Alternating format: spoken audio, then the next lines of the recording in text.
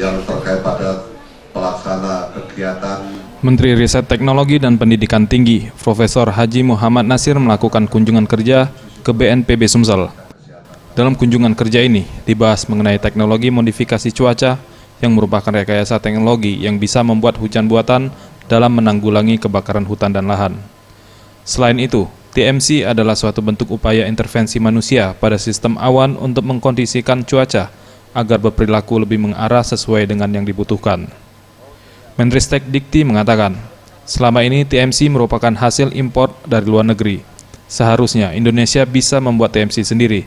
Terkait hal itu, pihaknya akan mengkoordinasikan hal tersebut dengan Badan Nasional Penanggulangan Bencana, Bappenas, dan tak menutup kemungkinan akan dibahas juga bersama Presiden RI. Ia meminta agar riset selanjutnya dapat terintegrasi jadi satu di bawah Kementerian Riset Teknologi dan Pendidikan Tinggi, agar setiap kegiatan yang dilakukan dapat terkontrol dengan baik sehingga penghematan biaya dapat dimaksimalkan. Yang disampaikan oleh Kepala BPT nanti bersama BPD, yaitu kami akan koordinasikan dengan Kepala BPBD nasional ya, yaitu penanggulangan bencana nasional.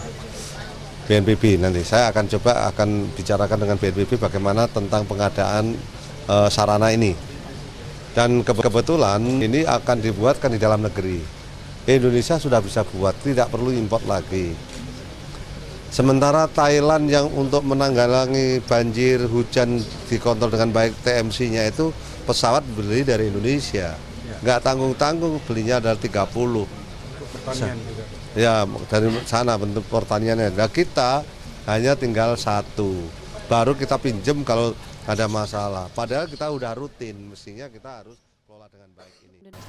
Pada anggaran pendapatan dan belanja negara pada tahun 2017 mencapai 24,9 triliun rupiah. Namun, anggaran yang berada di Kementerian Riset Teknologi dan Pendidikan Tinggi hanya 1,75 triliun. Walaupun anggaran tersebut tidak mencukupi, pihaknya terus memaksimalkan anggaran tersebut. Tim Liputan Sriwijaya TV.